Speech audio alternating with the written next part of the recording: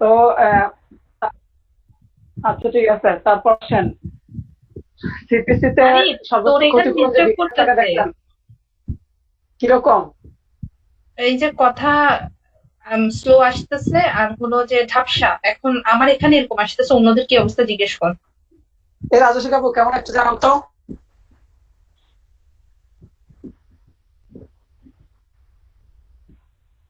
বড় লোকের বিরাট কাজ করবার, ল্যাপটপ দিয়ে ক্লাস করে, হ্যাঁ? এই জন্য মনে হয় ঠিকঠাক মতো ল্যাপটপ করতে পারে না। এই তুই কারে কি বলস? দরজা ওপেন, দরজা open। রাজস্বী কাপুকে দরজা ওপেন।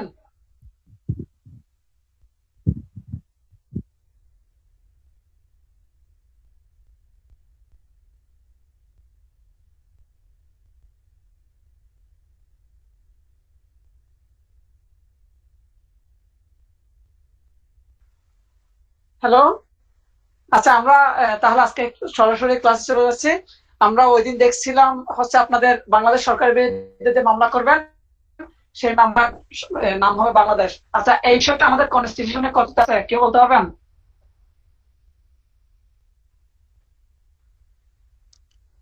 আর্টিকেল 146 এ আমাদের সংবিধানে 146 নম্বর অনুচ্ছেদেও এই জিনিসটা আছে।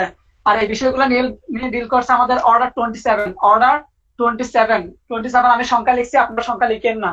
আচ্ছা এখন জি। হ্যাঁ, কিছু দেখা যাচ্ছে না, কি লিখছো সেকশন? ওটা কিচ্ছু দেখি না।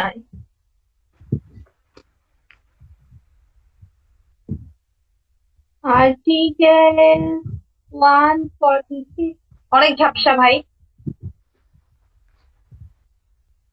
কি রে কেমনে?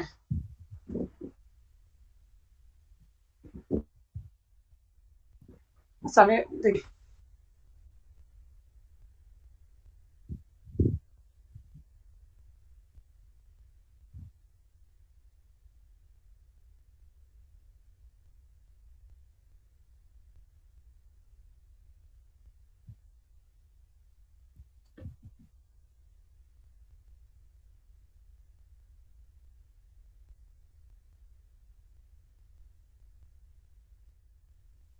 হ্যাঁ, সবার কাছে আমি প্রথমে সরি, কারণ আজকে ক্লাস ছিল, সেই জিনিসটা আমার মাথায় ছিল না।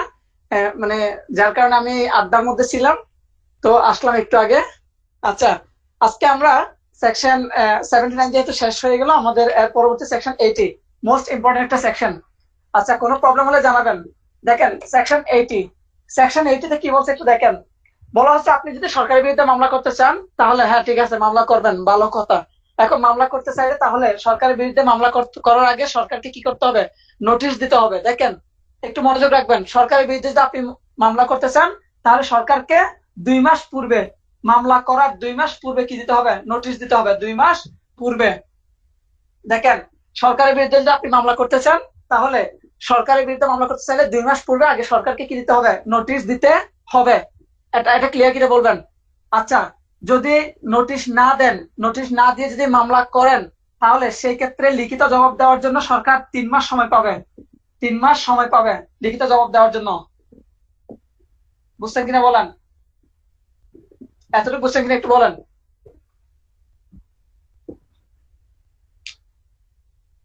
হ্যালো, শুনতে পাচ্ছেন? আচ্ছা এখন প্রশ্ন হচ্ছে এই যে নোটিশটা দিবেন, নোটিশটা কাকে দিবেন? আসেন, নোটিশটা কাকে দিবেন?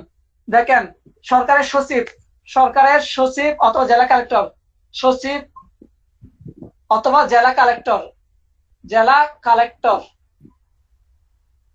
এই যে নোটিশটা দিবেন, নোটিশটা কাকে দিবেন মামলা করার আগে? সচিবকে অথবা জেলা কালেক্টরকে। এখন রেলওয়ের ক্ষেত্রে কাকে দিবেন খেয়াল করেন, যদি রেলওয়ে হয় রেলওয়ের ক্ষেত্রে কাকে দিবেন? রেলওয়ের ক্ষেত্রে জেনারেল ম্যানেজার।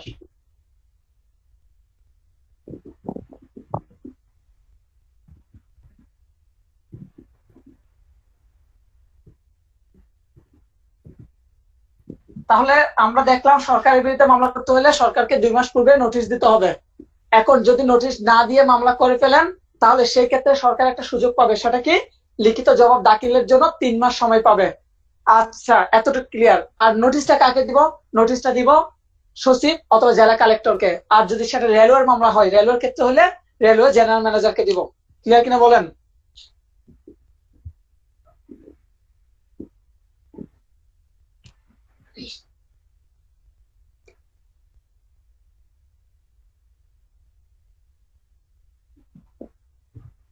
লেখা শেষ হলে একটু জানাবেন।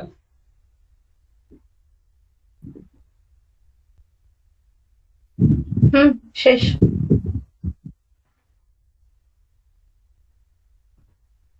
পরীক্ষার প্রশ্ন আসে কত ধারার অধীন সরকার মানে সরকারি কর্মকর্তাকে গ্রেফতার বা হাজিরা হতে অব্যাহতি দেওয়া হয়? 81 ধারার অধীন। এখন দেখেন, একটু মনোযোগ রাখবেন, দুইটা জিনিস এখানে ইম্পর্টেন্ট। সরকারি কর্মকর্তার বিরুদ্ধে, খেয়াল করেন, সরকারি কর্মকর্তার বিরুদ্ধে মামলা করবেন কি বিষয়ে? পার্সোনাল বিষয় না, সরকারি বিষয়ে। সরকারি কোন একটা বিষয়ে সরকারি কর্মকর্তার বিরুদ্ধে যদি আপনি মামলা করেন, তাহলে সরকারি ওই কর্মকর্তাকে আপনি গ্রেফতার করতে পারবেন না। কখন পারবেন না একটু দেখেন। প্রথম কথা হচ্ছে, ওনাকে কি করা যাবে না? গ্রেফতার করা যাবে না। আর সেকেন্ড যে বিষয়টা, এই যে হাজিরার বিষয়টা ইম্পর্টেন্ট। ওই ব্যক্তির কারণে, ওই সরকারি কর্মকর্তার কারণে যদি সাধারণ পাবলিকের সমস্যা হয়, সাধারণ পাবলিকের যদি সমস্যা হয়, তাহলে সেক্ষেত্রে ওনাকে হাজিরা হতে অব্যাহতি দেওয়া হবে। বুঝছেন কিনা বলেন? প্রথম কথা বললাম, সরকারি কর্মকর্তাকে গ্রেফতার করা যাবে না। সেকেন্ড ব্যাপারটা হচ্ছে কি, ওনাকে যদি হাজির হইতে হয়, তাহলে ওনার হাজিরার কারণে যদি সাধারণ জনগণের কোনো ক্ষতি হয়, দৈনন্দিন কাজকর্মে কোনো ক্ষতি হইলে, তাহলে ওনাকে হাজিরা হইতে অব্যাহতি দেওয়া হবে। বুঝছেন কিনা বলবেন?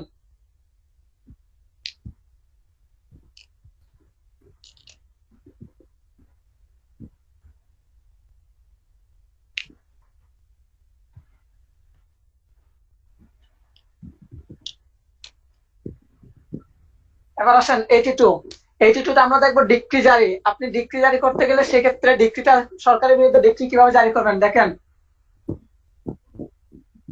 এই ডিক্রিটা হচ্ছে সরকারের বিরুদ্ধে ডিক্রি জারিগুলো আপনি কিভাবে করবেন দেখেন, একটু মনোযোগ রাখবেন। প্রথম কথা হচ্ছে, আপনি যদি ডিক্রি জারি করতে চান, তাহলে ওই যে ডিক্রি যেটা দিবেন, আগে ডিক্রিতে একটা সময় উল্লেখ করে দিবেন। ওই সময়ের মধ্যে সরকারকে কি করতে বলবেন? ডিক্রির যে সিদ্ধান্ত, ওই সিদ্ধান্তটা মীমাংসা করতে বলবেন। খেয়াল করেন, ডিক্রি দেওয়ার সময় ডিক্রিতে কি থাকে? সময়টা উল্লেখ থাকবে যে কতদিনের মধ্যে কি করবে, মীমাংসা করবে। এখন, হ্যাঁ, এখন ওই সময়ের মধ্যে যদি ডিক্রিটা যদি কি না করে, ডিক্রির সিদ্ধান্তটা যদি সরকার যদি ফিল আপ না করে, সেই ক্ষেত্রে ব্যাপারটা কোথায় দেখেন, মনোযোগ রাখবেন একটু, খুব ইম্পর্টেন্ট এই জায়গাটা। যদি দেখা যায়, সেক্ষেত্রে আপনি কি করবেন? সরকার যদি সিদ্ধান্তটা মীমাংসা না করে, আপনি সরকারকে নোটিশ দিবেন। ওই নোটিশ দেওয়ার 3 মাসের মধ্যে, 3 মাসের মধ্যে, নোটিশ দেওয়ার 3 মাসের মধ্যে যদি বিষয়টা যদি মীমাংসিত হয়, দেখেন,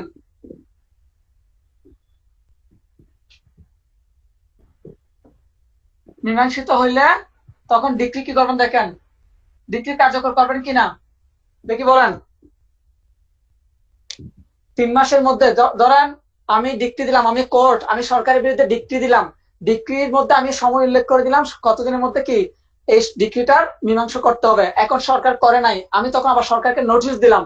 এই নোটিশ দেওয়ার 3 মাসের মধ্যে যদি সরকার যদি মীমাংসা করে, তাহলে আমি কি ডিক্রি কার্যকর করব নাকি করব না দেখি বলেন। 3 মাসের মধ্যে করলে করবো। নো, আপনি যদি, সরকার যদি আমার সিদ্ধান্তটা মেনে নেয়, সরকার যদি যদি রাজি হয়ে যায়, তাহলে কি আর ডিক্রি কার্যকর করার দরকার আছে?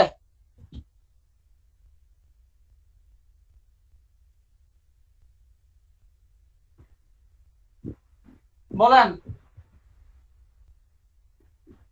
আর যদি মীমাংসিত না হয়, মীমাংসিত না হইলে তখন কি করতে হবে? ডিক্রি কার্যকর করতে হবে বা ডিক্রি কার্যকর করবে। ক্লিয়ার হলে বলবেন। সময়টা ইম্পর্টেন্ট, 3 মাস।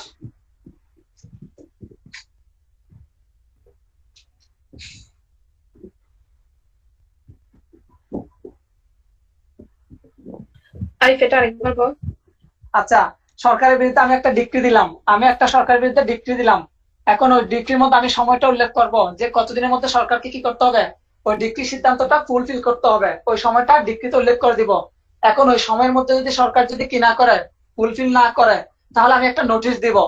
এখন ওই নোটিশের 3 মাসের মধ্যে যদি সরকার যদি ফুলফিল করে, তাহলে আমি আর ডিক্রি কার্যকর করব না, কারণ মেনে নিয়েছে, কি আর কার্যকর করব। কিন্তু যদি মেনে না নেয়, যদি ওই ফুলফিল না করে, মীমাংসা না করে, তাহলে ডিক্রিটা কার্যকর করতে হবে। এখন ক্লিয়ার?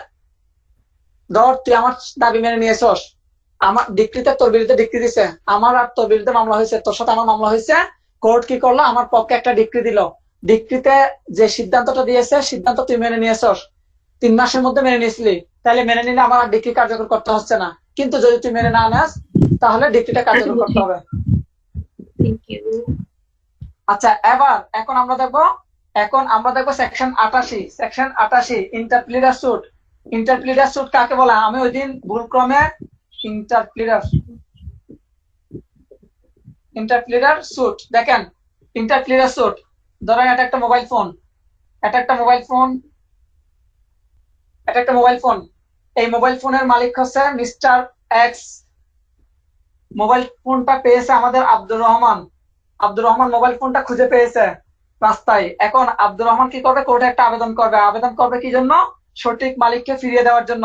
এখন দেখেন সঠিক মালিক, এখন এখানে মিস্টার ওয়াই আসতে পারে, সমস্যা নাই, অনেকে আসতে পারে। ফোন যখন একটা হবে তখন অনেকে দাবি করবে মালিকানা। এই যে দেখেন এখানে মামলাটা করছে কে? আব্দুর রহমান।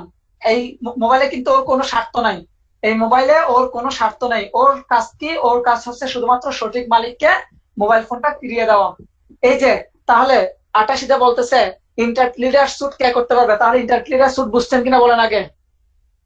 এই ধরনের স্যুট গুলাকে ইন্টারপ্লিডার স্যুট বলে, যেখানে বাদীর কোনো কি নাই, স্বার্থ নেই। বলেন বুঝছেন কিনা?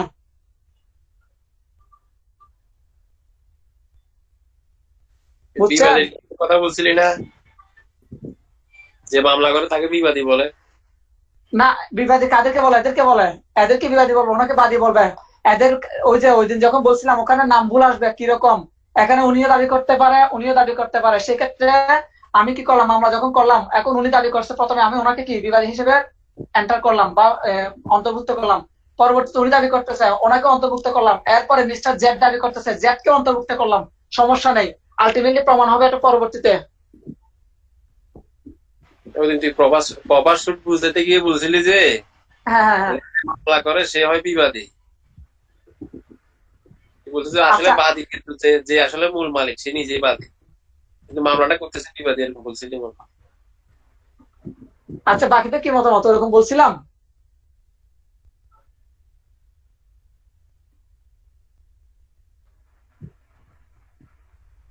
সবাইকে আছে। আমি আসলে এখানে একটা সিস্টেম করার কারণে আমাকে বড় করে দেখা যায়, বাকিদেরকে শুধু একজন যে কথা বলে তাকে দেখা যায়, বাকিদের কাউকে দেখা যায় না। এখন এই জন্য আমি বুঝি না যে কে আছে কে নাই। সবাই তো আছে, কথা বলে না, চুপ করে আছে।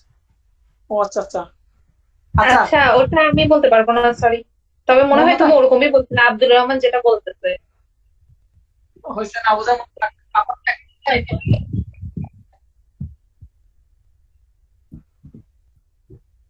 আচ্ছা, ইন্টারপ্রিটার এই তোর কথা মতো আসতেছে না।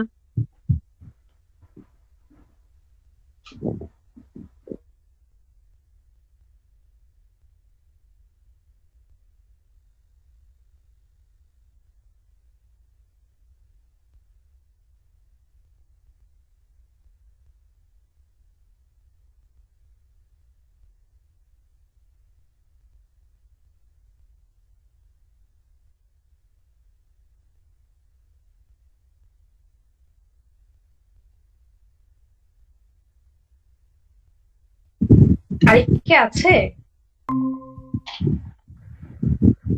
হ্যালো, এখন শোনা যাচ্ছে? হুম, শোনা যাচ্ছে। যাক আলহামদুলিল্লাহ। ইন্টারপ্রিটার স্যুট ক্লিয়ার কিনা? তাহলে ইন্টারপ্রিটার স্যুট যিনি করবেন উনি কি দাবি করবেন? উনি বুঝি নাই। আরে দুইজন হয়ে গেছে, আর গাড়ি কোন জায়গা থেকে ভাই, ভয় লাগতেছে।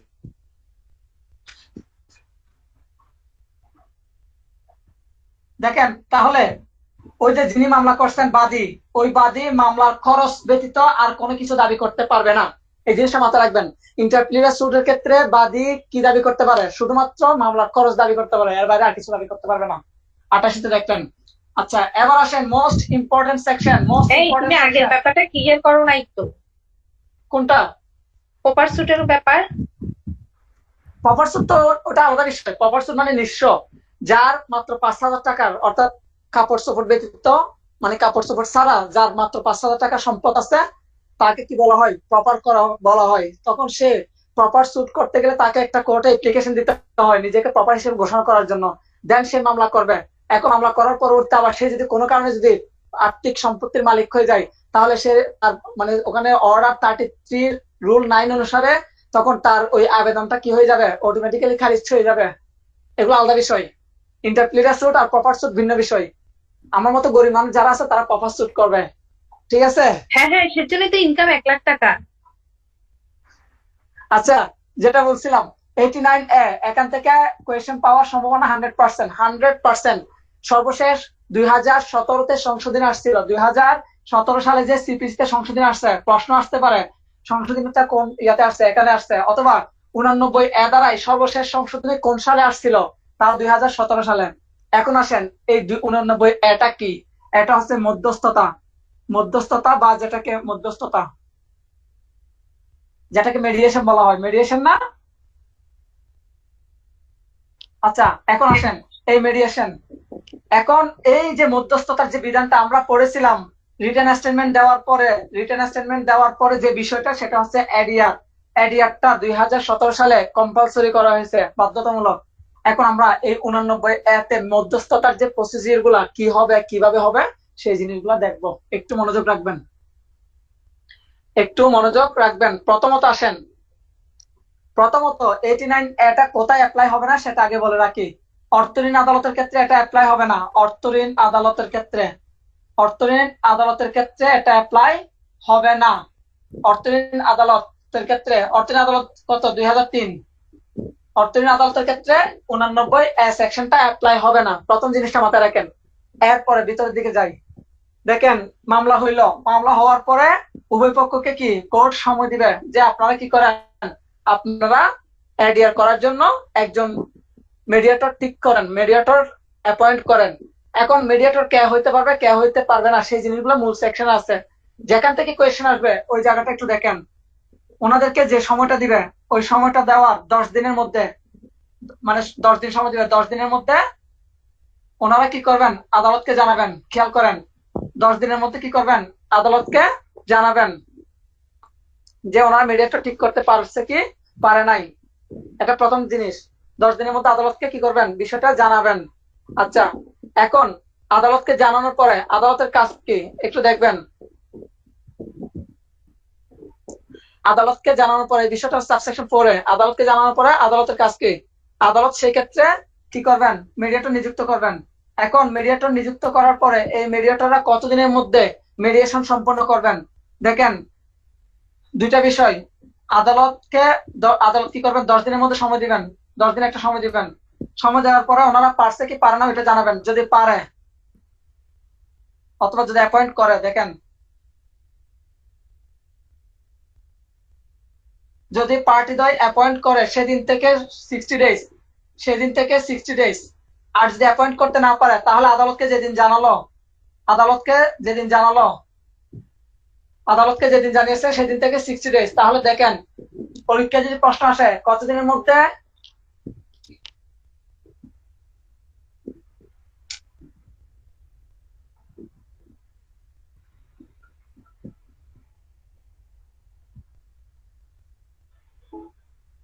হ্যালো,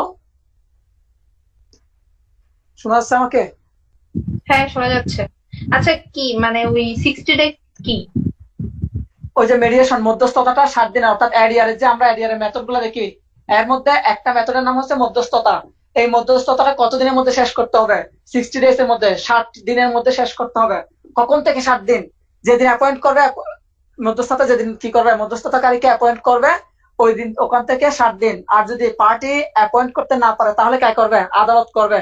আদালত নিজে কি করবে, নিযুক্ত করবে। কোত্থেকে নিযুক্ত করবে সেটা রুল 10-এ বলা আছে। রুল 10-এ একটা প্যানেল থাকবে, ওই প্যানেল থেকে নিযুক্ত করবে। তখন থেকে 7 দিন। এই 7 দিনের ব্যাপারটা ক্লিয়ার কিনা?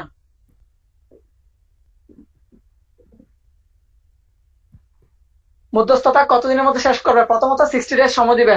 60 ডেজ এর মধ্যে যদি শেষ করতে পারে তো ভালো, যদি শেষ করতে না পারে পরবর্তী আরো 30 দিন কি করবে, বাড়াবে। ক্লিয়ার?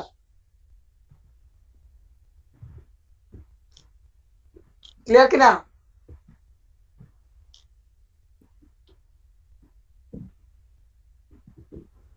হ্যালো,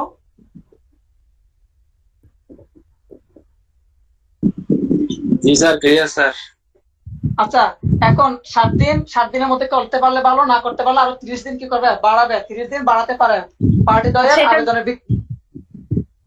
আচ্ছা, এটা পার্টিদ্বয় যখন করবে তখনও 60 দিন, আদালত অ্যাপয়েন্ট করলে তখনও 60 দিন। তাও 7 দিন। হ্যাঁ হ্যাঁ, এবং 7 দিনের মধ্যে যদি শেষ করতে না পারে এক্সট্রা 30 দিন দিবে। 30 দিনটা কি পার্টি দ্বয় আবেদন করলে তখন দিবে, আদারওয়াইজ দিবে না। আচ্ছা, এখন যদি মীমাংসা হয়ে যায়, যদি এডিআর এর মাধ্যমে যদি সাকসেসফুল হয়, যদি সাকসেসফুল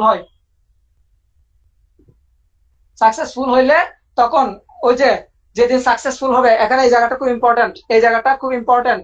যদি সাকসেসফুল হয়ে যায়, যদি সাকসেসফুল হয়ে যায় তখন সেই ক্ষেত্রে 7 দিনের মধ্যে 7 দিনের মধ্যে কি করবেন, ডিক্রি দিবেন। এখন ডিক্রিটা কোন আদেশ অনুসারে হবে? Order 23 rule 3, order 23 rule 3, compromise decree. খেয়াল করেন, তাহলে যেদিন সাকসেসফুল হবে, সাকসেসফুল হওয়ার পরে আদালতকে একটা রিপোর্ট দিবে, ওই রিপোর্টের 7 দিনের মধ্যে আদালত কি করবে, আরে একটা ডিক্রি দিবে। ডিগ্রি না, বুঝি নাই? এর নাম মনে হয় ডিগ্রি না, অন্য কিছু হতে পারে। ডিক্রি একটা ডিক্রি হবে, এটা অর্ডার 23 রুল 3 অনুসারে decree, compromise decree. Clear?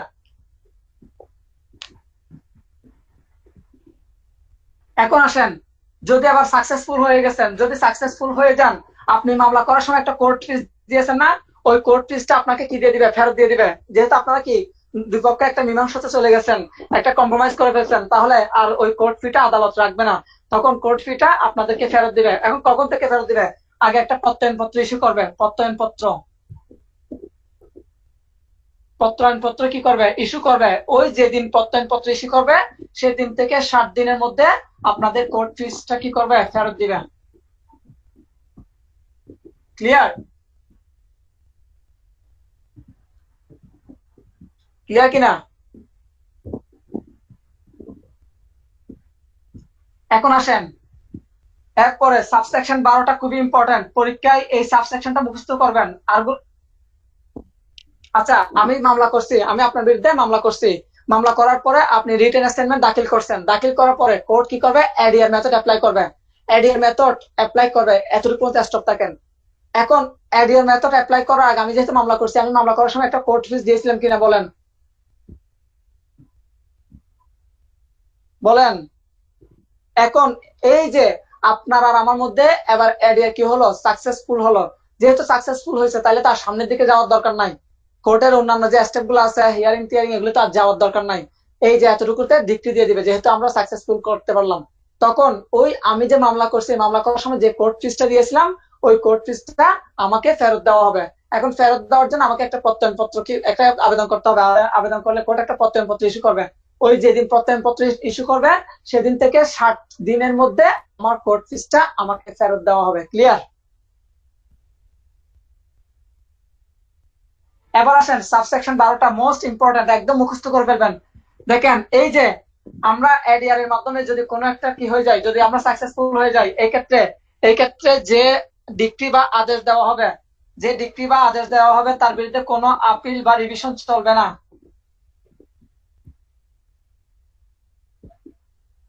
Appeal বা রিভিশন চলবে না। তাহলে খেয়াল রাখবেন, এডিআর সাকসেসফুল হলে যে ডিক্রি বা আদেশ দেওয়া হবে, তার বিরুদ্ধে কোনো ধরনের কি চলবে না, আপিল বা রিভিশন চলবে না। আচ্ছা, এখন প্রিলির জন্য আরেকটা কোয়েশ্চেন ইম্পর্টেন্ট, সেটা দেখেন।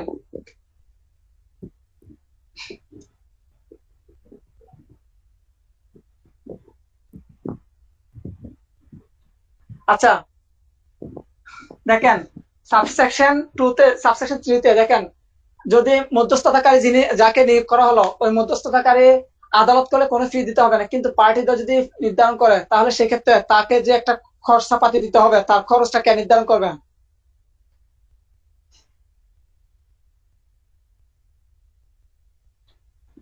বুঝি নাই।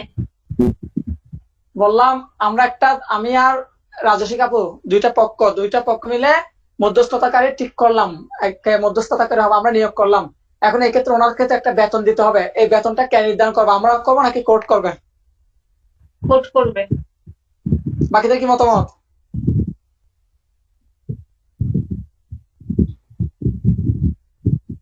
বুঝি নাই। দুজন করতে পারে মানে বলছে। আমি মেডিয়েটের কথা বলি না আপু, আমি বলছি বেতন যে নির্ধারণ করবে এটা কে করবে?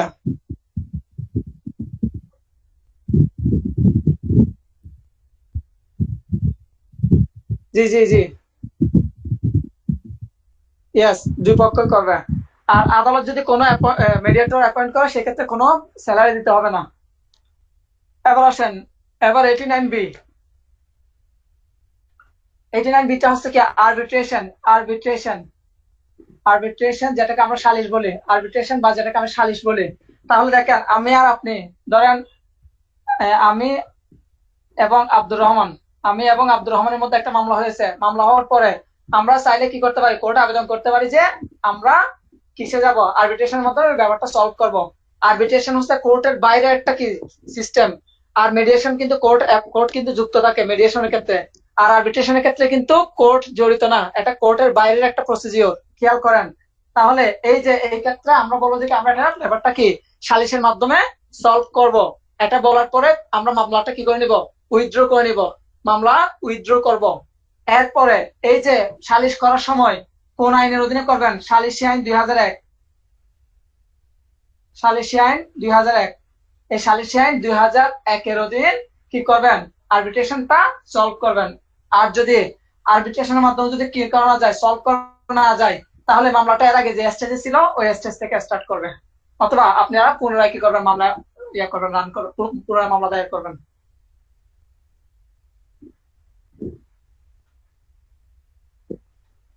এবার আসেন 89C, খুব ইম্পর্টেন্ট একটা সেকশন।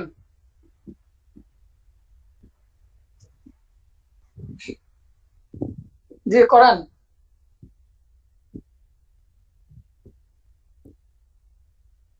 সবচেয়ে কঠিন জায়গা।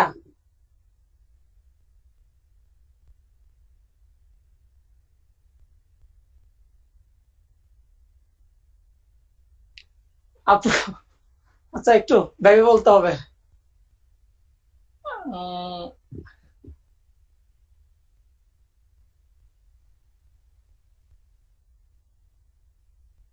সিআরপিসির কঠিন আসলে সত্য বলতে আমার কাছে যদিও ওরকম মনে হয় না, তবে হ্যাঁ 200 থেকে মানে 200 পরের সেকশন, 200 থেকে 300 সেকশন গুলো মনে হয় একটু তুলনামূলক ভাবে একটু কঠিন মনে হয়। মানে তুলনামূলক ভাবে মানে একটু নলেজে কম থাকে মনে হয়। বুঝতে পারছেন, সার্চ গঠনের যে ব্যাপারগুলো আছে সিপিসি তে, সবার কাছে ভয় বা আতঙ্ক হচ্ছে অর্ডার মানে এক্সিকিউশনের যে অর্ডারটা আছে ওইটা। আর এর বাইরে আসলে সিপিসি তে আসলে কঠিন কিছু নাই। মানে সিপিসি তে কোনো মারপ্যাচ নাই, বুঝছেন, ইজি জিনিস, সোজা বাংলায় লেখা। শুধু স্টেজ গুলো সম্পর্কে আইডিয়া রাখবেন। আর মানে শব্দগুলোর সাথে একটু পরিচিত থাকলে ইনশাল্লাহ সিপিসি অনেক ইজি একটা সাবজেক্ট। পড়ানোর সময় অনেক সময় কঠিন মনে হবে, কিন্তু ডাইরেক্ট খুলে পড়তে যাবেন, লেকচারের সাথে একটু মিলাবেন, অনেক ইজি একটা সাবজেক্ট। হয়তো বিশ্বাস হবে না, এটা বিশ্বাস না হওয়াটাই স্বাভাবিক, কারণ কি অনেকগুলো স্টেজ আপনি বুঝবেন না এই জন্য। এই জন্য আমি প্রথম ক্লাসে স্টেজ গুলো দেখলাম, কারণ স্টেজ বোঝা মানে আপনি সিপিসি বোঝা, আদারওয়াইজ আপনি বুঝবেন না। এখন আসেন, আমরা তো এর আগে দেখলাম কি মামলা করার পরে এডিআর, মামলা করছি, রিটেন স্টেটমেন্ট দাখিল করলো, দেন আমরা এডিআরে গেলাম। এবার 89C তে দেখবো আপিলের ক্ষেত্রেও, আপিল স্টেজে কি করা যায়, আপিল স্টেজেও কি করা যায়, আপিল স্টেজেও মেডিয়েশন করা যায়। দেখেন, আপিল করার পরও কিন্তু মূল স্টেজে কি করা যায়, মেডিয়েশন করা যায়। এখন আপিল কোথায় করবেন, দেখেন অর্ডার 41, অর্ডার 41-এ আমরা কি মূল মামলার বিরুদ্ধে, মূল মোকদ্দমার বিরুদ্ধে আপিল করি। তাহলে অর্ডার 41-এ যখন আমরা আপিল করি, এই রোমান সংখ্যায় লিখো, আপিল রোমান করার সংখ্যায় পরে লিখো। এবার আমরা, আচ্ছা আচ্ছা, এখন আসেন, তাহলে আমরা আপিল করলাম, আপিল করার পরে আমরা এবার সিদ্ধান্ত নিচ্ছি যে কি আমরা মেডিয়েশনের মাধ্যমে কি করব, সলভ করব। তখন এই ক্ষেত্রে কি করা যায়, মেডিয়েশনের মাধ্যমে কি করা যায়, প্রবলেম গুলা সলভ করা যায়। এখন আসেন, সেই ক্ষেত্রে যদি সলভ করেন ভালো কথা। এখন এই জায়গাটাতে একটা জিনিস খুব ইম্পর্টেন্ট, একটা শব্দ আছে, রুল 2 তে একটা শব্দ আছে, শব্দটা অনেক বেশি ইম্পর্টেন্ট। দেখেন,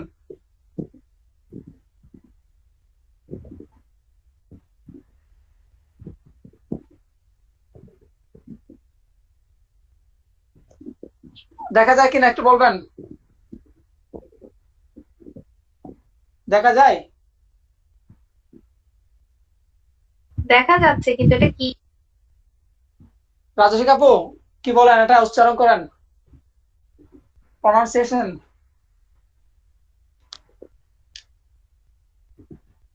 মিউটেটিস।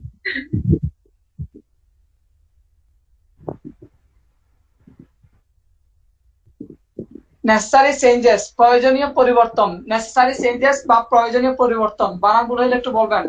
ইংলিশে নেসেসারি চেঞ্জেস, প্রয়োজনীয় পরিবর্তন।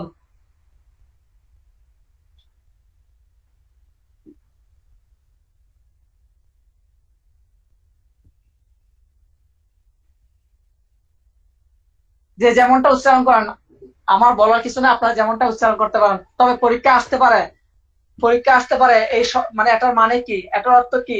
প্রয়োজনীয় পরিবর্তন বাংলায় বললে, আর ইংলিশে বললে নেসেসারি চেঞ্জেস।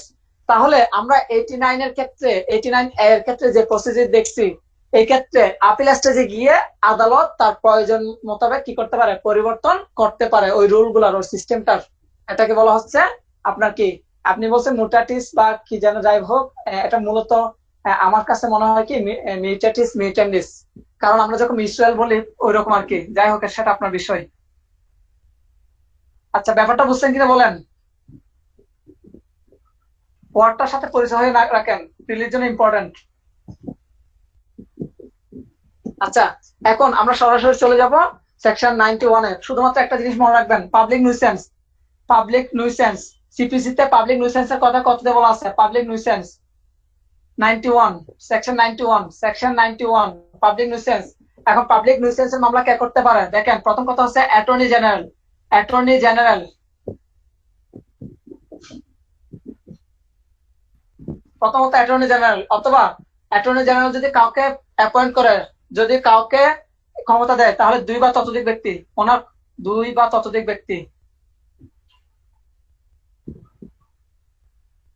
দুই বা ততোধিক ব্যক্তি কি করতে পারেন, উনি যদি পাওয়ার দেন তাহলে পাবলিক নিউসেন্সের মামলা করতে পারেন। পরীক্ষায় দুইটা জিনিস ইম্পর্টেন্ট, পাবলিক নিউসেন্সের কথা সিপিসিতে কত ধারা বলা আছে?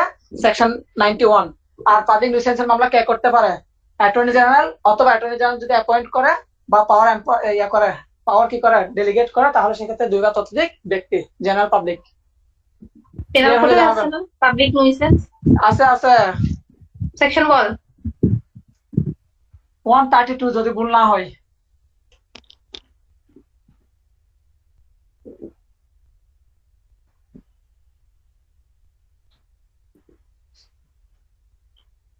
আচ্ছা, এখন আমরা যে জায়গাটা দেখবো 96 আপিল। আচ্ছা, 96 এর আগে 95 একটা সেকশন আছে। আমরা ইয়াতে কি পড়ছি? আমরা 35 ইয়াতে কি পড়ছি, কারো মনে আছে? কারো মনে আছে কিনা?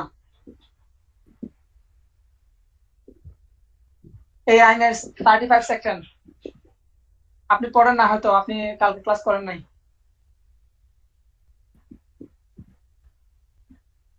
বলেন,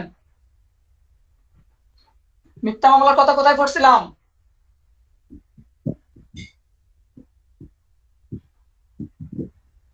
মিথ্যা মামলা কোথায় কোনটা? হ্যাঁ ঠিক আছে, মিথ্যা মামলা। এখন আসেন, এখন অপর্যাপ্ত কারণে যদি, এবার 95 হচ্ছে এটা, এটা আরেকটা সেকশন আর কি, মানে বিকল্প বলা যাবে না, এটার মতো অনেকটাই সিমিলার একটা সেকশন। অপর্যাপ্ত কারণে যদি কাউকে গ্রেফতার করা হয়, কিংবা কোনো প্রপার্টি ক্রোক করা হয়, অথবা কোনো নিষেধাজ্ঞার আদেশ দেওয়া হয়, তাহলে এই যে এগুলো কেস সাইডে, ধরেন আমি বাদী, আমি বাদী, আমি একটা মামলা করলাম, মামলাতে বললাম কি, এই যে আব্দুর রহমানকে গ্রেফতার করতে বললাম, অথবা আব্দুর রহমানের প্রপার্টি ক্রোক করতে বললাম, অথবা নিষেধাজ্ঞা করতে বললাম, দিতে বললাম। এখন কোর্ট করলো, করার পরে কোর্ট দেখতেছে এটা অপ্রয়োজনীয়, কোনো কারণ নাই, কোনো রিজন নাই, উইদাউট রিজনে এই ধরনের ইয়াগুলো করলো। সেই ক্ষেত্রে আব্দুর রহমানকে বলবে 10,000 টাকা ক্ষতিপূরণ দিতে, 10,000 টাকা। আব্দুর রহমানকে কি বলবে? আব্দুর রহমানকে বলবে যে বিবাদীকে কি দাও, 10,000 টাকা ক্ষতিপূরণ দাও, 10,000 টাকা ক্ষতিপূরণের আদেশ দিবে। আগে ওটা মিথ্যা মামলা, ওখানে ছিল 20,000, আর এখানে হচ্ছে অপর্যাপ্ত কারণে গ্রেফতার, ক্রোক, নিষেধাজ্ঞা, এই সমস্ত ক্ষেত্রে যদি মিথ্যা প্রমাণিত হয় তাহলে, বা অপর্যাপ্ত কারণে হয়, তাহলে 10,000 টাকা ক্ষতিপূরণ দিতে বলবে। বুঝতেন কিনা?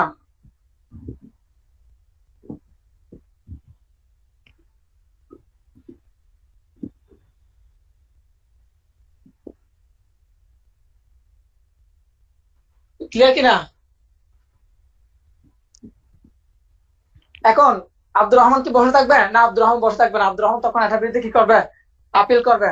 আব্দুর রহমানের প্রতিকার আছে আপিল। কোথায় বলা আছে? 104 বলা আছে এটার বিরুদ্ধে আপিল করা যাবে। এটা আপিলেবল অর্ডার, এটা কিন্তু অর্ডার।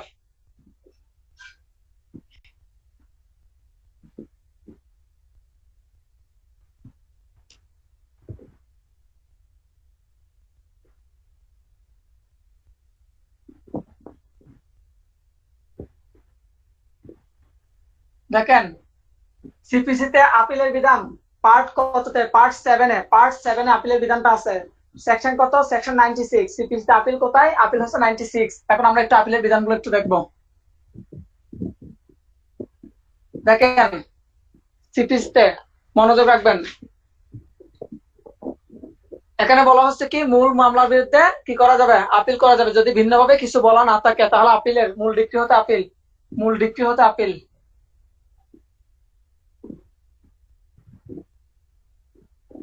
তাহলে পরীক্ষা আসে মূল ডিক্রি হতে আপিল। সেকশন কত? সেকশন হচ্ছে 96। সেকশন 96 মূল ডিক্রি হতে আপিলের বিধান আলোচনা করছে সেকশন 96-এ। এখন একতরফা মূল ডিক্রির ক্ষেত্রে কি করা যাবে? আপিল করা যাবে। এখানে এই ইয়ার অধীনে একতরফা মূল ডিক্রির বিরুদ্ধে আপিল করা যাবে। একতরফা মূল ডিক্রি আমরা দেখে আসছিলাম।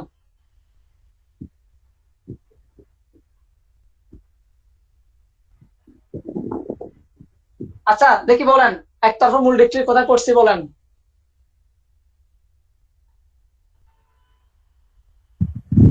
অর্ডার 6 মনে হয়। বা রুল কত? রুল আসেন তাহলে একতরফা মূল ডিক্রির বিরুদ্ধে কি করা যাবে? আপিল করা যাবে। এখন আমরা দেখব কোন কোন ক্ষেত্রে আপিল চলবে না, এই জিনিসটা আমরা এখানে দেখব। আপনারা মূল সেকশনে পাবেন শুধুমাত্র একটা একটা ক্ষেত্র দেখবেন, এর বাইরে আরো কিছু ক্ষেত্র আছে, এগুলো জেনে নেবেন। দেখেন লেখা হলে একটু বলেন।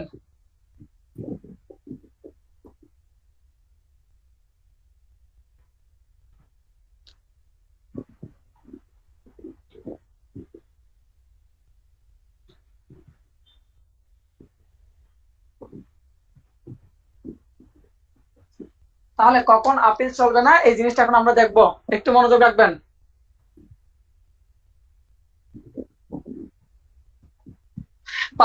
পাঁচটা থেকে 6টা গ্রাউন্ড দেখাবো যেখানে আপিল চলে না।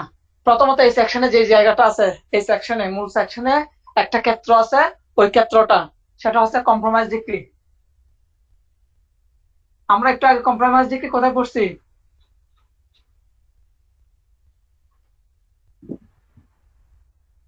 89-এতে। এই যে এটা ইয়া কত দেখেন, এটা হচ্ছে অর্ডার রুল 3। দেখেন কম্প্রোমাইজ ডিক্রি। আচ্ছা এখন আসেন এরপরে যে অন্যান্য গ্রাউন্ড গুলা একটু দেখি।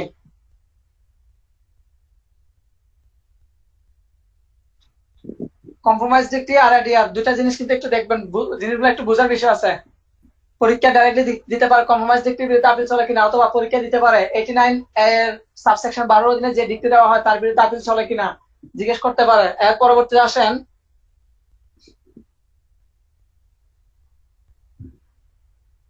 Section 9 of specific relief act.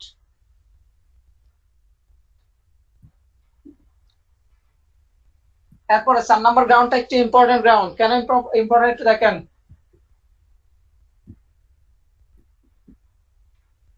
Section 97। দেখেন সেকশন 97টা কি একটু পরে ডিসকাস করবো, আগে লিখে ফেলেন। এই সমস্ত ক্ষেত্রে কি চলে না? আপিল চলে না।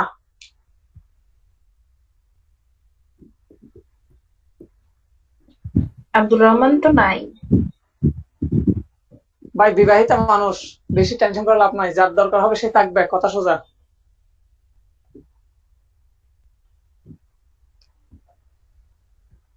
আরেকজন এদিকে ইয়া মানে SMS দিয়ে উল্টাই ফেলতেছে। মানে কি সমস্ত পাবলিক আছে এখানে এখনো বাংলাদেশে। লেখা শেষ করে খাওয়াতে হবে। জি আপু।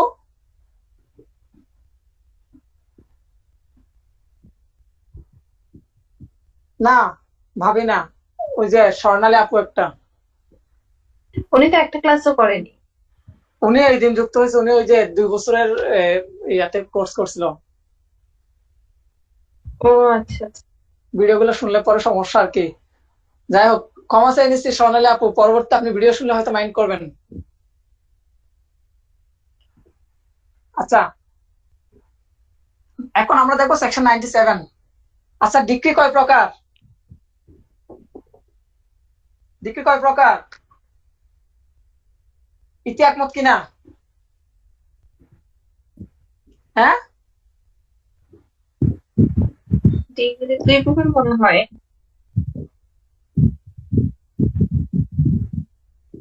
আরেকটা কি একটু বলেন তো আপু? না, ফাইনাল ডিগ্রি আর এ ডিগ্রি তো মনে হয়। ইয়েস, এই দুটা নিলে আবার আরেকটা। আচ্ছা যাই হোক, এখন আসেন, আমরা ওদিন দেখাইছিলাম প্রথম ক্লাসে সেকশন 97 বলতেছি কি দেখেন, আপনি প্রাইমারি ডিগ্রি শুনেন, ভাইবা বোর্ডে যদি আমি থাকি আর কি, কখনো আপনার ভাইবা বোর্ডে ইনশাল্লাহ বেশি ইয়ে করবো, বুঝছেন, বেশি কনভিন্স করবো, বলবো পাক্কা। আপনি নিশ্চিত তো? বুঝছেন, ভাইবা বোর্ডে কনফিডেন্সটা অনেক বেশি ইম্পর্টেন্ট। ভুল বলেন, আপনি যদি ভুল বলেন, ভুল আনসারটাও কনফিডেন্টলি দিবেন, সরে যাবেন না, মূল জায়গা থেকে কখনো সরে দাঁড়াবেন না। ধরেন আপনাকে ভাইবা বোর্ডে জিজ্ঞেস করতে পারে যে এই সেকশনে কি আছে, আপনি বললেন যে এই জিনিসটা আছে, আপনাকে হয়তো বলতে পারে যে আপনি কি নিশ্চিত, তবে কখনো নিশ্চিত বলবেন না, নিশ্চিত কখনো বলা যাবে না। ভাইবা বোর্ডে ওভার কনফিডেন্স, ওভার মানে মাস্টারি করা যাবে না। বলতে হবে স্যার আমি যতটুকু পড়েছি স্যার, আমার বা যতটুকু মনে পড়ে স্যার ঠিক আছে, বা আবার ভুলও হইতে পারে স্যার, এটাও বলা যায়। আচ্ছা যাই হোক, আপনার বিরুদ্ধে একটা প্রাইমারি ডিগ্রি দেওয়া হলো, আপনি এই প্রাইমারি ডিগ্রির বিরুদ্ধে কি করেন নাই, কোনো আপিল করেন নাই, খেয়াল করেন, আপনার বিরুদ্ধে একটা প্রাইমারি ডিগ্রি দেওয়া হয়েছে, আপনি প্রাইমারি ডিগ্রির বিরুদ্ধে কোনো আপিল করেন নাই, তাহলে পরবর্তী আর এই বিরুদ্ধে আর কি করতে পারবেন না, প্রাইমারি ডিগ্রির বিরুদ্ধে আর আপিল করতে পারবেন না। এই জিনিসটা আমি একটু আগে 96 এর সর্বশেষ গ্রাউন্ডে দেখাইছিলাম।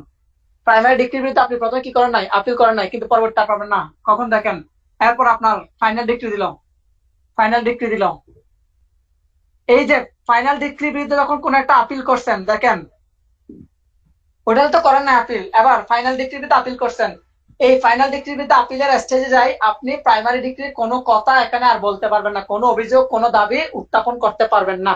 ক্লিয়ার কিনা বলেন?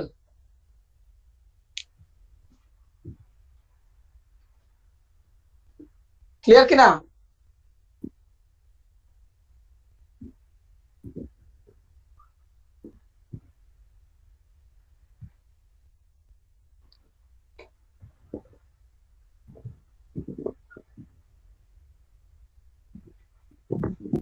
দেখেন, মূল জায়গাটা, মূল জায়গাটা, এই যে আমরা যে সিপিসিতে যে দ্বিতীয় আপিল নেই, সেকেন্ড আপিলের বিধান নেই, সেটা কোথায় বলা আছে? সেটা 97, সরি ইয়ার 104 এর, সরি 104 এ আসেন, 104 এ, 104 এর সাবসেকশন 2, সাবসেকশন 2 তে বলা আছে যে সেকেন্ড আপিল যে চলে না, সেই বিষয়টা 104 এর সাবসেকশন 2 তে বলা আছে। আগে থেকে জানাই দিলাম এই জিনিসটা, সেকেন্ড আপিল বা দ্বিতীয় আপিল, দ্বিতীয় আপিল চলে না, এই বিষয়টা আগে থেকে বলে রাখলাম। 104, সেকশন 104 এর সাবসেকশন 2 তে বলা আছে দ্বিতীয় আপিল চলে না। আমরা জানি সিআরপিসি তে দ্বিতীয় আপিল আছে, কিন্তু সিপিসি তে নেই।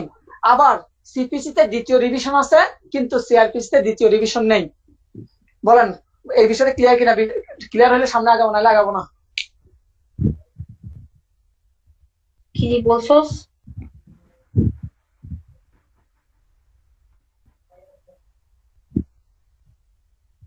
আচ্ছা, আমরা আরো সুন্দর করে লিখি।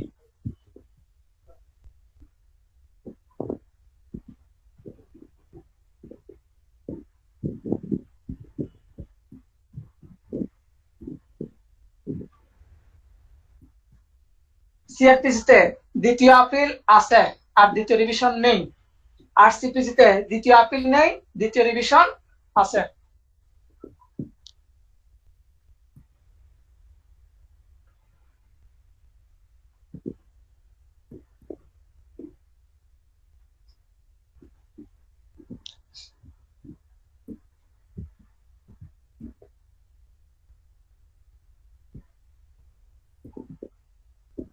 তাহলে একটু জানাবেন।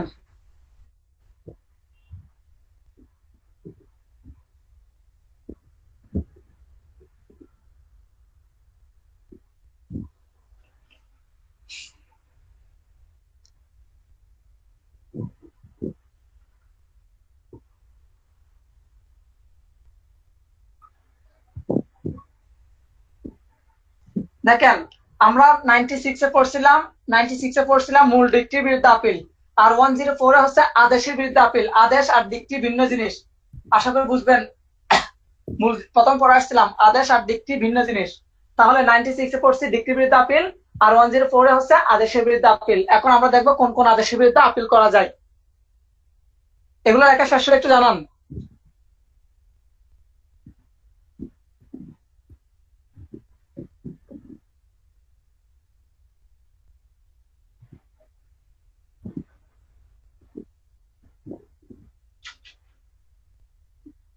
হ্যাঁ লিখছি।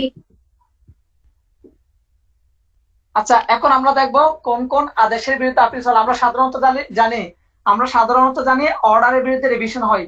সাধারণ নিয়ম হচ্ছে কি অর্ডারের বিরুদ্ধে রিভিশন, কিন্তু কিন্তু ক্ষেত্র বিশেষ কিছু কিছু অর্ডারের বিরুদ্ধে কি চলে, আপিল চলে। এই যে এই জায়গাটা বলা হয়েছে 104 এ, আমরা দেখবো। দেখেন প্রথমত 35 এ 35 এতে যে একটা দিছিল, 35 এতে কি দিছিল মনে আছে? কি দিয়েছিল? মিথ্যা মামলা, 20,000 টাকার একটা ক্ষতিপূরণ দিয়েছিল, ওটা একটা আদেশ। ওই আদেশের বিরুদ্ধে কি চলে, আপিল চলে, 1 নাম্বার। এরপরে একটু মনোযোগ রাখবেন, এরপরে সেকশন 51 সাবসেকশন 3 তে আমরা দেখছিলাম ডিক্রি জারি করতে গিয়ে গ্রেফতার করে, ডিক্রি জারিতে গ্রেফতার, ডিক্রি জারিতে গ্রেফতার। এই যে গ্রেফতার করলে তখন আপনি এটার বিরুদ্ধে কি করতে পারবেন, একটা গ্রেফতার আদেশ দেয়, ওই গ্রেফতারের আদেশের বিরুদ্ধে আপনি কি করতে পারবেন, আপিল করতে পারবেন। ওইটা কিন্তু আদেশ, আদেশের বিরুদ্ধে আপিল। এরপরে আসেন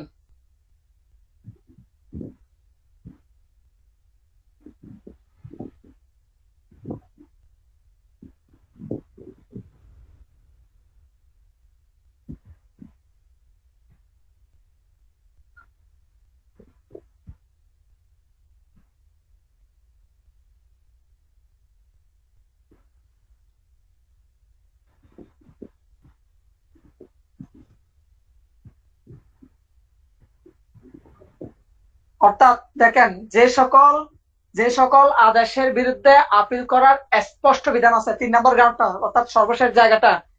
এই যে সর্বশেষ আপনাদের মূল সেকশনে বলা আছে 104 এর সাবসেকশন যে আছে, ওখানে সর্বশেষ গ্রাউন্ডে বলা হচ্ছে যে সমস্ত আদেশের বিরুদ্ধে স্পষ্টত কি আপিল করার বিধান আছে। এখন ভাই আপনারা আমাকে বলেন যে স্পষ্টত বিধানটা আপনি কোথায় পাবেন, কেমনে বুঝবেন? এই যে স্পষ্টত আপিল করার বিধান আছে আদেশের বিরুদ্ধে, সেটা কোথায় বলা আছে? সেটা অর্ডার 43 এ বলা আছে।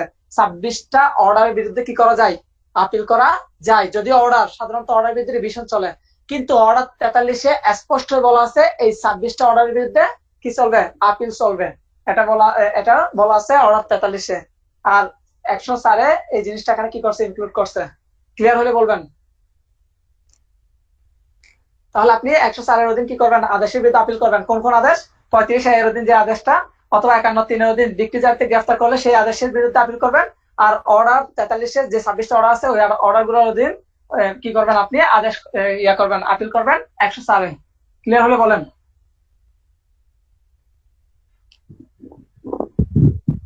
হ্যাঁ বুঝছি। ওখানে কি 26টা অর্ডার আমাদেরকে করতে হবে, এই তো? নো নো নো নো, দরকার নাই, শুধু 26টা মনে রাখলে হবে, 26 শব্দটা মাথায় রাখলে হবে। ওইখানে আবার পড়তে যাই কিন্তু উল্টা ফেলবেন। 25টা দেখবেন, 25টা দেখলে আমাকে ফোন দিবেন, মূল বইয়ে 25টা পাইলে আমাকে ফোন দিবেন। এবার আসেন 107। এখন আমরা তো আপিল দেখলাম, 96 এ দেখলাম ডিক্রির বিরুদ্ধে আপিল, আর 104 এ দেখলাম আদেশের বিরুদ্ধে আপিল। এখন আপিল করলে এই আপিল আদালতের ক্ষমতা হচ্ছে 107 এ।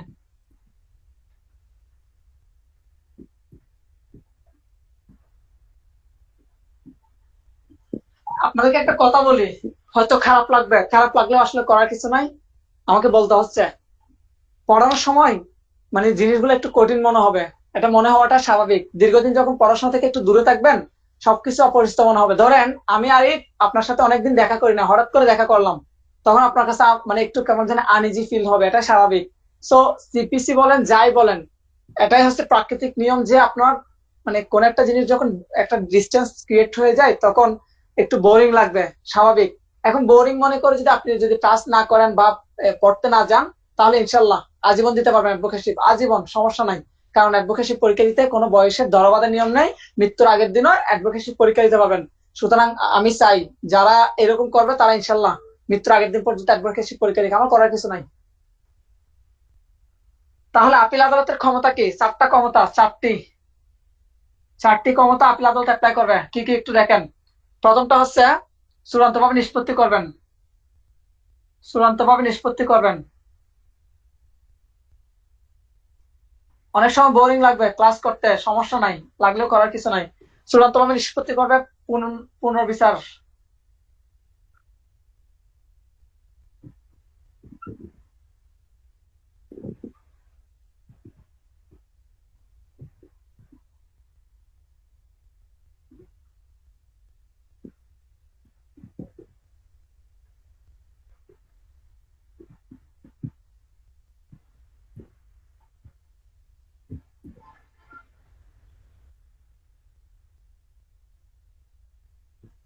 লেখা বোঝা না গেলে বলবেন।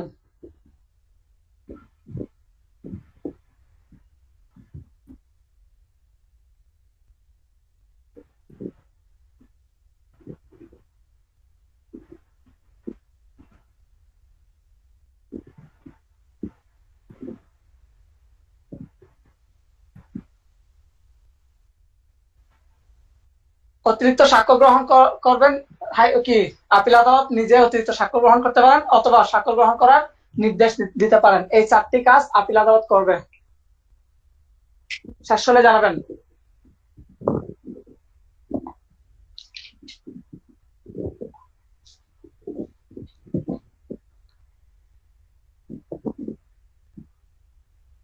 শেষ হলে একটু জানাবেন। আমি আর 3টে সেকশন দিয়ে আজকে ক্লাসটা শেষ করতে চাচ্ছি। আপনাদের যদি ইয়া থাকে 3টে সেকশন, ইম্পর্টেন্ট সেকশন করা যায়। শেষ তো, হ্যাঁ হ্যাঁ শেষ। এই 3টা সেকশন থেকে কোয়েশ্চেন একটা পাবেন, লিখে রাখেন। 3টা লাস্ট যে 3টা সেকশন পড়াবো, 3টা সেকশন থেকে ইনশাআল্লাহ একটা কোয়েশ্চেন পাবেন। আসেন 113, 114, 115। 113, 113 হচ্ছে, একটু মাথায় রাখবেন, 113 রেফারেন্স। রেফারেন্স হচ্ছে কোথায় করা যায়? হাইকোর্ট বিভাগে। হাইকোর্ট বিভাগে রেফারেন্স কে করবেন? রেফারেন্স পাওয়ার আছে শুধুমাত্র হাইকোর্ট বিভাগের।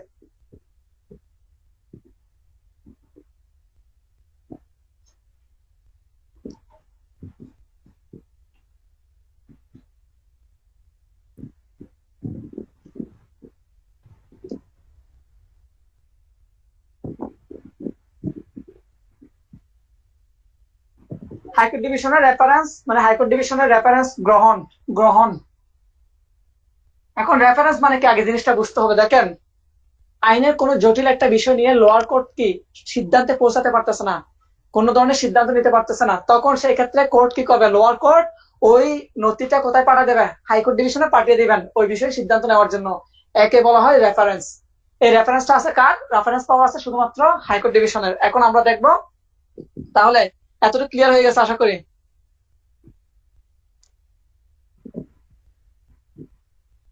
আচ্ছা, ক্রিমিনাল সিভিল দোনো ক্ষেত্রে হাইকোর্ট ডিভিশনের পাওয়ার, তাই তো? ইয়েস।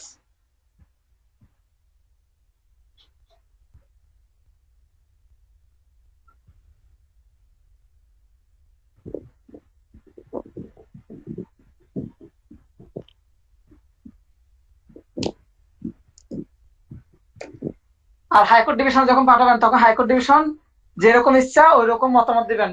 হাইকোর্ট ডিভিশন যেরূপ ইচ্ছা ওইরূপ আদেশ দিবেন। শেষ হলে বলবেন।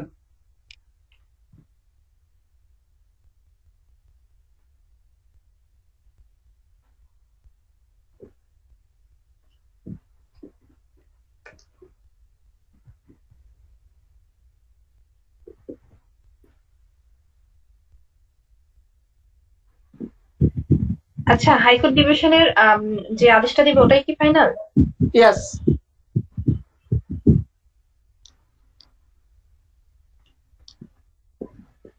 এখন আসেন রিভিউ। প্রথম প্রশ্ন হচ্ছে রিভিউ কে করবেন? সেম আদালতে। রিভিউ কোথায় করা যায়? সেম কোর্টে। সেম কোর্টে আসেন কিরকম দেখেন। আমি একটা ডিক্রি দিলাম, আমি আদালত, আমি একটা ডিক্রি দিয়েছি।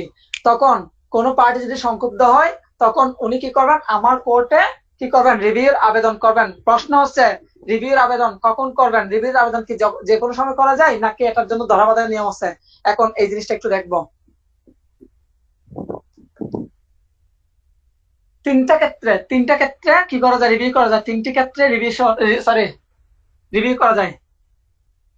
তিনটি ক্ষেত্রে রিভিউ করা যায়। কোন কোন ক্ষেত্রে একটু দেখুন।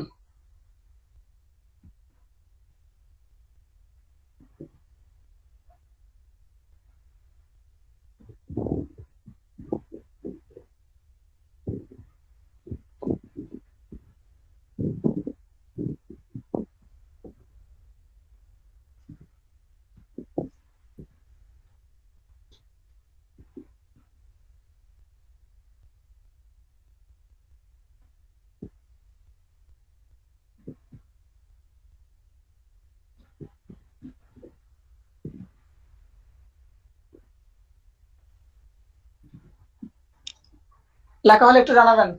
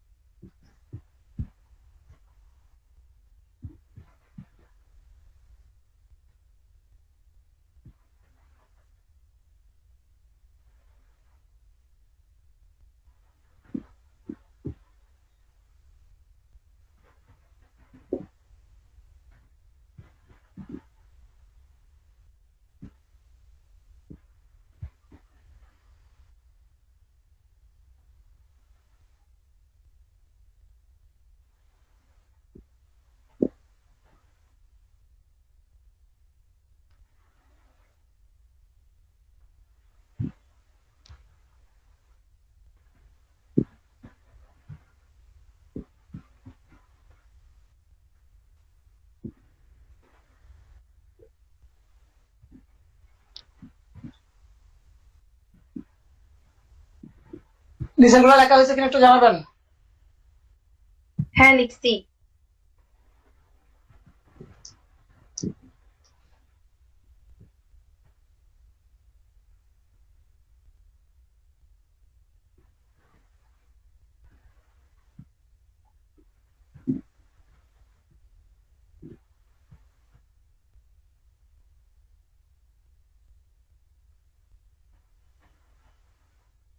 দেখেন, তিনটা ক্ষেত্রে কি করা যায়? রিভিউ করা যায়। কখন করবেন? এমন মানে কোন ডিক্রি বা আদেশ, যে ডিক্রি বা আদেশের বিরুদ্ধে আপিল করার বিধান ছিল কিন্তু আপনি আপিল করেন নাই। ধরেন একটা নির্দিষ্ট টাইম ছিল, আমরা তো লিমিটেশনের সম্পর্কে আইডিয়া রাখি, লিমিটেশন বার্ট হয়ে গেছে, এখন এই ক্ষেত্রে তো আপনি আর আপিল করতে পারবেন না। তখন আপনি কি করবেন? তখন আপনি রিভিউ করবেন। সেকেন্ড গ্রাউন্ডটা হচ্ছে যে ক্ষেত্রে কোনো আপিল করার বিধানই নেই, অর্থাৎ আপনি যে ক্ষেত্রে কোনো আপিল করতে পারবেন না, যেমন কম্প্রোমাইজ ডিক্রি আপিল করা যায় না, আমরা দেখে আসছি কম্প্রোমাইজ ডিক্রির বিরুদ্ধে আপিল করা যায় না। অথবা 89 এর সাবসেকশন 12 এর বিরুদ্ধে কি করা যায় না? আপিল করা যায় না। অথবা section 9 of specific relief act appeal করা যায় না। এই যে যে সমস্ত ক্ষেত্রে আপিল করাই যায় না, ওই সমস্ত ক্ষেত্রে কি করা যায়? রিভিউ করা যায়। আর সর্বশেষ 3 নম্বর গ্রাউন্ড, স্মল কজেস কোর্ট। ধরেন স্মল কজেস কোর্টের কোন একটা রেফারেন্স হাইকোর্টে গেছে, ওখানে কি দিল? একটা ডিসিশন দিল, ওই ডিসিশনটি আপনি কি করতে পারবেন? রিভিউ করতে পারবেন। ক্লিয়ার হলে বলবেন।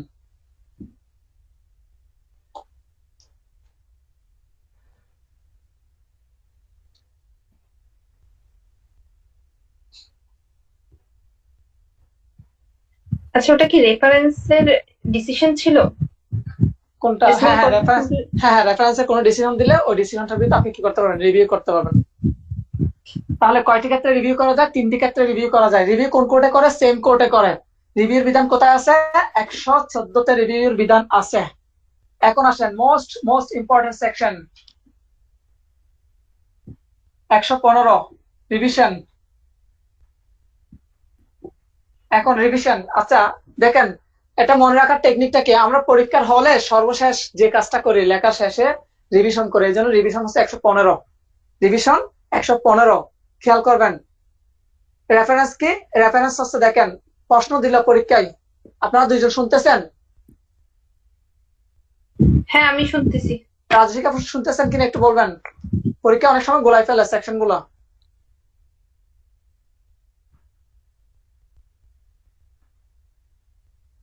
দেখেন পরীক্ষা যখন কোয়েশ্চেন দেয়, সর্বপ্রথম কোয়েশ্চেন দেওয়ার পরে আমরা কোয়েশ্চেনটা একটু পড়ে দেখি কি করি, দেখি যে কোয়েশ্চেনে কি আছে, একটা ভুল আছে। কোয়েশ্চেনে কোথাও ভুল পাইলে আবার আমরা টিচারকে পাঠাই, তাহলে এটা রেফারেন্স। টিচারকে যখন পাঠাচ্ছি এটা রেফারেন্স, 1 নম্বর বিষয়। তাহলে এটা কত? 113। এখন এরপর আসতেছে রিভিউ। রিভিউ জিনিসটা কি? এখন কোয়েশ্চেন পাঠানোর পর ওনারা কি করলো, ওনারা ঠিকঠাক করে দিল। ঠিকঠাক করে দেওয়ার পরে এখন কোনো কারণে হয়তো কোয়েশ্চেনটা বুঝতেছি না, বা মনে হচ্ছে মানে অন্য কোনো ধরনের ডিফল্ট আছে, তখন সেক্ষেত্রে আবার গেলাম, ওটা রিভিউ। আর আমরা পরীক্ষা লেখা শেষ করে একদম খাতা জমা দেওয়ার আগে কি করি, রিভিশন করি, সব গুলা দেখি কোথায় ভুল আছে কিনা, সংশোধন করি। এই যে ওটা হচ্ছে 115 রিভিশন। এখন আসেন, রিভিশন কখন করবেন? আচ্ছা, আপনার জন্য আপিলের দরজা খোলা আছে, আপনি রিভিশন করবেন কিনা বা রিভিশন করা যাবে কিনা, আপিলের দরজা খোলা আছে।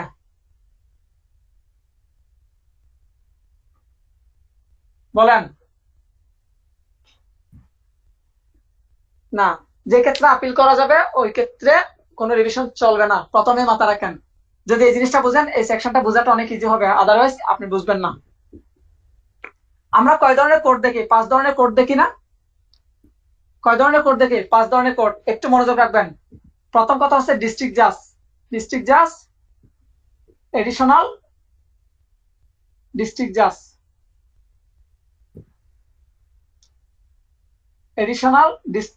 জাজ, এরপর কি দেখি?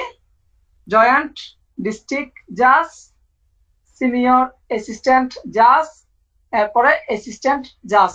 এই শব্দগুলোর সাথে আশা করি পরিচিত। বলেন, এগুলো বুঝেন কিনা বলেন। যদি বুঝেন তাহলে সামনের দিকে যাইতে পারে, আদারওয়াইজ সম্ভব না।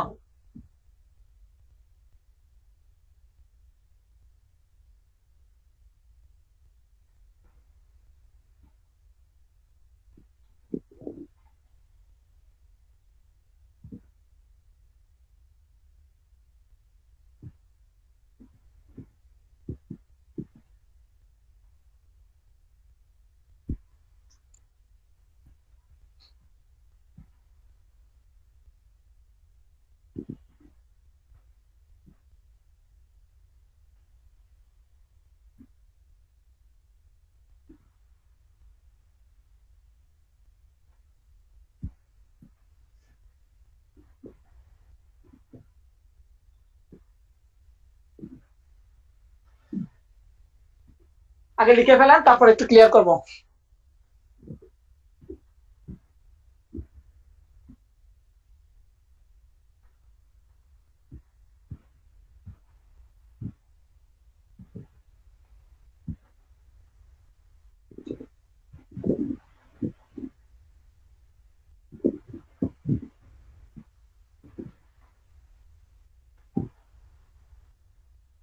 লেখা শেষ হলে একটু জানাবেন। হয়েছে। আজীবন। আচ্ছা, এখন যে জিনিসটা ক্লিয়ার করবো, এটা আজীবন মাথায় রাখবেন, আজীবন। অন্তত ক্লায়েন্টের কাছে কি হবেন না, মানে হেয় প্রতিপন্ন হবেন না, কিংবা জুনিয়র কারোর কাছে হেয় প্রতিপন্ন হবেন না। দেখেন, ডিস্ট্রিক্ট জাজ অথবা এডিশনাল ডিস্ট্রিক্ট জাজ যদি কোনো ডিক্রি দেয় কিংবা অর্ডার দেয়, সেটা ডিক্রি হোক অর্ডার হোক, কার? ডিস্ট্রিক্ট জাজ এবং এডিশনাল ডিস্ট্রিক্ট জাজের, সেটার বিরুদ্ধে সরাসরি রিভিশন করবেন। কোথায় করবেন? হাইকোর্ট ডিভিশনে। 1 নম্বর বিষয়। তাহলে কি ডিক্রি অথবা অর্ডার যেই দিক না কেন, সেটার বিরুদ্ধে হাইকোর্ট ডিভিশনে যাবেন। আর জয়েন্ট ডিস্ট্রিক্ট জাজ, সিনিয়র অ্যাসিস্ট্যান্ট জাজ, অ্যাসিস্ট্যান্ট জাজ, এদের শুধুমাত্র ডিক্রি বিরুদ্ধে রিভিশন করবেন হাইকোর্ট ডিভিশনে। আর অর্ডার হইলে তখন অর্ডার বিরুদ্ধে রিভিশন করবেন ডিস্ট্রিক্ট জাজের বরাবর। ক্লিয়ার কিনা একটু জানান।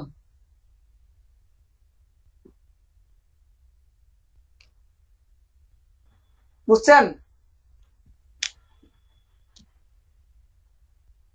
হ্যাঁ, এখন আসেন, আমার আবার প্রশ্নটা হচ্ছে, এই যে ডিক্রি অর্ডার যেগুলো বলেন, এগুলা কি আপিল যোগ্য নাকি আপিল অযোগ্য?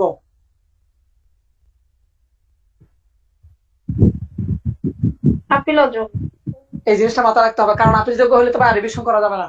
এবার এখান থেকে পরীক্ষায় তো এগুলোর থেকে বেশি যে জিনিসটা আসবে, এখান থেকে কোয়েশ্চেন আসতে পারে, তবে মূল জায়গা হচ্ছে অন্যটা, সেটা কি একটু দেখি। 115 সাবসেকশন 4। এই যে এখানেই বলা আছে রিভিশনের সিদ্ধান্ত চূড়ান্ত, অর্থাৎ কোন সেকেন্ড রিভিশনের বিধান নেই।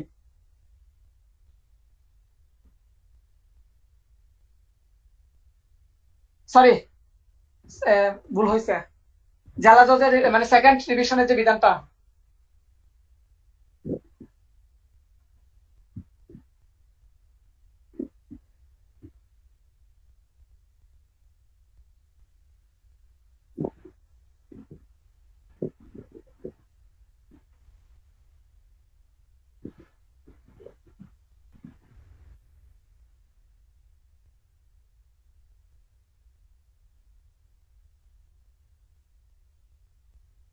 দেখেন লেখা শেষ হলে একটু বলবেন।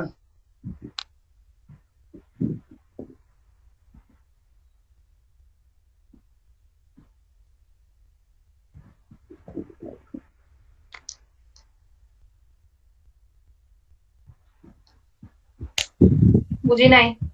লেখা শেষ? লেখা শেষ। আচ্ছা, এখন আমরা কি দেখছিলাম?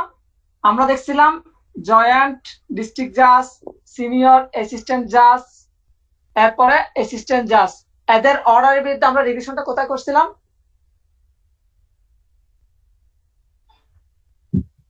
ডিস্ট্রিক্ট জাজ কোডে। থ্যাংক ইউ আপু। ডিস্ট্রিক্ট জাজ কোডে। এখন ডিস্ট্রিক্ট জাজ যদি কোনো একটা এই রিভিশনে একটা সিদ্ধান্ত দিবেন না, এই সিদ্ধান্ত যদি কেউ সংক্ষুব্ধ হন, তখন উনি কি করবেন? উনি হাইকোর্ট ডিভিশনে কি করবেন? একটা রিভিশনের দরখাস্ত করবেন। রিভিশনের দরখাস্তটা যদি হাইকোর্ট গ্র্যান্ট করে, তাহলে উনি দ্বিতীয় রিভিশন করতে পারতেছেন। তাহলে দেখেন, ওই যে এখানে প্রথমবার রিভিশন করলো, প্রথম রিভিশনটা কোথায় করছে? ডিস্ট্রিক্ট জাজের করে। ডিস্ট্রিক্ট জাজ যে সিদ্ধান্ত দিয়েছে ওটার বিরুদ্ধে উনি সংক্ষুব্ধ হইলো। সংক্ষুব্ধ হওয়ার পরে হাইকোর্ট ডিভিশন আগে কি করতে হবে? আগে দরখাস্ত দিতে হবে অনুমতি সাপেক্ষে। আমি এখানে বললাম অনুমতি সাপেক্ষে, তার মানে কি আপনি সরাসরি এজ অফ রাইট কি করতে পারবেন না, দাম করে মারি দিতে পারবেন না। আগে ওখানে কি করতে হবে? অনুমতি চাইয়ে একটা দরখাস্ত দিতে হবে। দরখাস্ত যদি গ্র্যান্ট করে, তাহলে আপনি সেকেন্ড টাইম কি করতে পারতেছেন? আবার হাইকোর্ট ডিভিশনে রিভিশন করতে পারতেছেন। এই যে তাহলে পরীক্ষায় প্রশ্ন আসবে, সিপিসিতে দ্বিতীয় রিভিশনের বিধান কোথায় আছে? 115 সাবসেকশন 4। ইতিহাপু ক্লিয়ার কিনা? হ্যাঁ। রাজস্বী আপু ক্লিয়ার কিনা? হ্যাঁ, কোয়েশ্চেন পাস করে দিচ্ছি। যদি কখনো সিপিসির পরীক্ষা নেওয়া হয়, তাহলে এখান থেকে কোয়েশ্চেন পাবেন। পরীক্ষায় প্রশ্ন আসতে পারে যে জয়েন্ট ডিস্ট্রিক্ট জাজের অর্ডারের বিরুদ্ধে কোথায় আপিল রিভিশন করবেন, অথবা ডিক্রির বিরুদ্ধে কোথায় রিভিশন করবেন জিজ্ঞেস করবে। মূলত অর্ডারটা দিবে না, দিবে হচ্ছে ডিক্রিটা। কারণ কি? ডিক্রিটা আমরা সাধারণত জানি জয়েন্ট থেকে ডিস্ট্রিক্ট জাজে যায়, কিন্তু ইয়াটা কোথায় যাবে? কিন্তু এই যে ইয়াটা ডিক্রি হলে তখন যাবে হাইকোর্ট ডিভিশনে। আর এখতিয়ার গুলা মাথায় রাখবেন। এখতিয়ার গুলা আগে যে এখতিয়ার ছিল, ওই এখতিয়ার গুলা এখন নাই। এই জন্য আগে জয়েন্ট ডিস্ট্রিক্ট জাজ, একটু এই জায়গাটা একটু মাথায় রাখবেন। জয়েন্ট ডিস্ট্রিক্ট জাজ আগে যে বিধানটা ছিল, 5 লাখ টাকা পর্যন্ত যদি কোনো একটা কি দেয়, ডিক্রি দেয়, কোন ডিক্রি দিলে তার বিরুদ্ধে আপিল যাইতো কোথায়? ডিস্ট্রিক্ট জাজ কোর্টে। কিন্তু 5 লাখ প্লাস হলে তখন হাইকোর্ট ডিভিশনে।